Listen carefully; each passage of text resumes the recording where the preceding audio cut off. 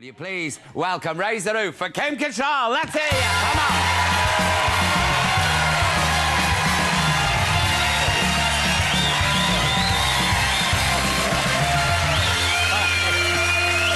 You look gorgeous. Look at you.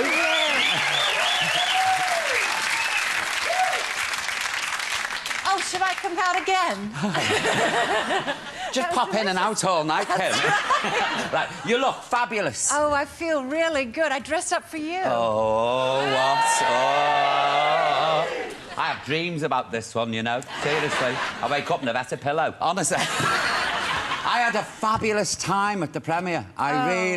Did you enjoy yourself? I had a fantastic time as well. I really did. It was overwhelming. When I got out of the car, they said there must have been over 1,000 people. It was mobbed. It was mobbed. It was absolutely mobbed. I sort of shuffled up. They must have thought I was the cleaner off the red carpet.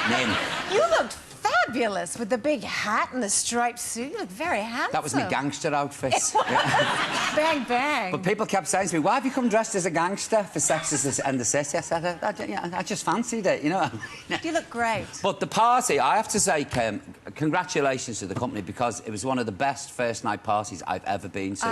Did you drink a lot of champagne? No. Ask Janet Sussman. Oh, really? Oh, God. Oh, I'll be honest with you, I did, and I had nothing to eat because I come straight from work. Oh, no. How was the next morning? Okay. Like I've been dug up and hit with the shovel. Seriously. But worth every drop. It was wonderful. Why was the premiere held in London? Well, I think there was a lot of anticipation and there was a lot of talk about Cannes and Paris. And then when they said London, which is, you know, my home... I know. Yeah. I said, well, that's a fantastic idea. I think that they wanted to build anticipation and then come back to New York with a big bang. Yeah, yeah. And I think that that's sort of what's happening.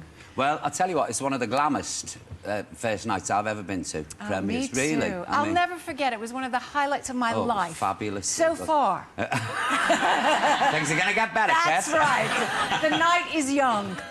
I'm not, but the night is. Speak for yourself. What did you think of Sarah's hat when she come? I thought, why she got a plant pot in her head? Has anybody told her? I loved it. I thought it was fantastic. I loved it. I mean, it's a work of art, really. It is. Well, it's Philip Tracy. Yeah, he is such a master. Yeah. But, you know, I think it suits very much Carrie Bradshaw, her character, who's kind of, you know, fun and crazy. And I loved it. I thought she looked great. But your dress was, I mean, it was beautiful because it was just cut to perfection. Who made that? It was, oh, God, one of my favourites. British designer Vivienne Westwood. Yes. It doesn't get much better than that. Yeah. Do you know, I was watching the movie and you see just these endless clothes and nobody wears the same outfit twice, do they? We had 300 outfits between the four of us. 300.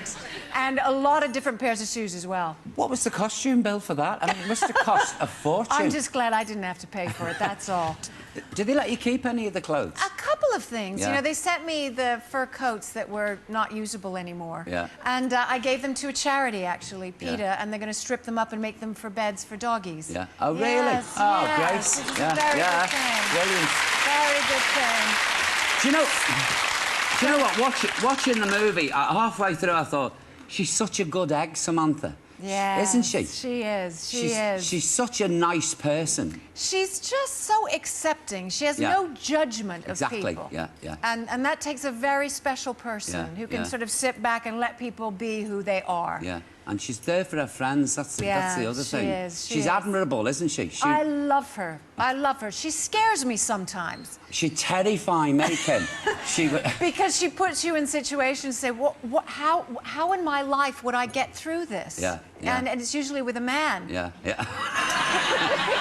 Do you know, I was all the heterosexual males in the audience, they were all terrified. As they should be. Yeah, because, well, these women are man-eaters, aren't they, in this? No, they are, Kim. They expect a lot from the men in their lives. As well they should, don't you think? Yes. You see? That's the way it goes. equal time. You've had enough. Yeah, well... That's right. There'll be no wearing your socks in bed with Samantha, I tell you now. No, that's right. You better clip your toenails as well. Or sat in the loo for half an hour reading the Daily Mirror. So... Now, in the movie, Sam's relocated to LA, hasn't she? Yes, she's living on the other coast. She's given up her New York apartment, and she's no longer a New Yorker. And she's trying to make a go of it, and it's been 4 years of monogamy. Which is very difficult for Samantha.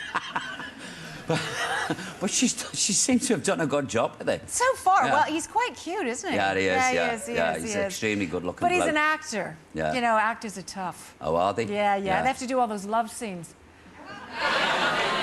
How'd you do those? I mean... No, I know how you do it. Shut up! Can ignore them. I'm a man of the world. I know how it's done, but I don't know how it's done.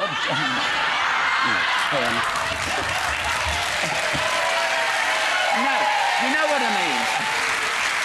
No, you're digging your own hole there. I am. Yes, you are. But you know what I mean? It's like, in private, yeah, but when you've got a whole...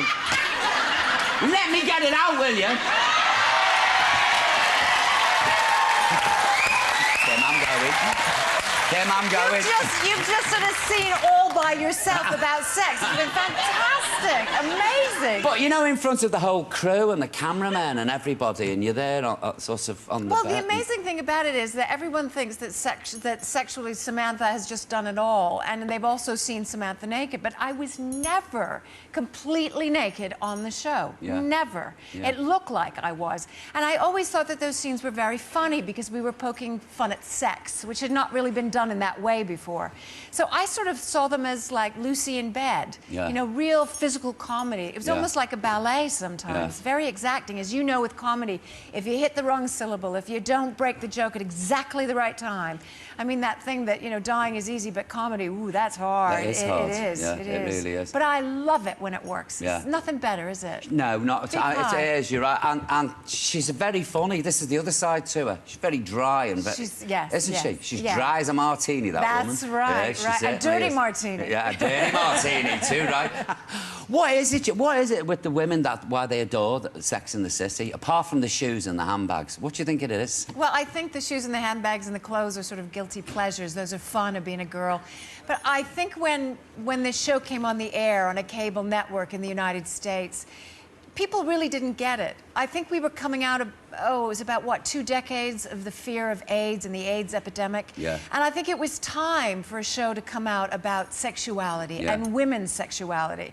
And I think a character like Samantha was basically beating down the door and say, well, what about sexuality? What about sex for women? And also a show that was treating friends as family. As you know, you can't choose your family, but you can certainly choose your friends. And this was women for each other, going through a lot of the same different challenges on a daily basis. And I think the 4 women together make up one complete woman. So everyone can relate to these characters and what they're going through. And it's fun. Yeah, it looks fun. What's it like filming in the streets of New York, though? It must be. Well, for the movie, it was really challenging because in the 4 years that we weren't on the air anymore, the show went global. So it wasn't just a show in New York about New York. It went all over the world. And people really had a lot invested. So in late September, we had a lot of people still on vacation in New York. The first day of shooting, I think there must have been about 200, 250 people with their cameras and their movie cameras, and they were screaming our names, not just our names, but the names of the people behind the camera, like Pat Field, who does the costumes, and Michael Patrick King, who directed it. They really invest. They do. It's like family. God. Now, you going up to Liverpool at all? God, I don't have any time. We're going to Berlin tomorrow. If I could, I would. Oh, fabulous. But I spoke to Scylla. Oh, did you? Yes, yes, You know she's doing 30 Godmother up in Liverpool. Wait, I wish we could all do it with her. Wouldn't that be fun? No, I don't want to do 2. No, Kim, not 2 a day, no, 7 not days 2 a week. day. No, the not misery of it. Liverpool in December. No. Oh, well, you see, the thing is with me, if I went to Liverpool for Christmas, I wouldn't be doing any pantomime because they'd never be able to find me because I'd be out all the time. That's right. Seeing old friends and stuff like that. So you're off to Berlin? To Berlin tomorrow morning. Oh, then fabulous. we're back to New York and then up to Toronto. And are you coming back over again soon? God, in June. Yeah. Will you invite me to Kent? Oh, certainly. Give us a shout. All right. Do you mind while we have a private chat, me and Kim? Just turn away, will you? Kim, I love you. Good luck with the movie, yeah? You And have a too. good time in Berlin. I'm so glad you were there last week. Oh, I'm so sweetheart, happy we'll to miss see it for the world. Ladies and gentlemen, please, Kim Cattrall, the one and only.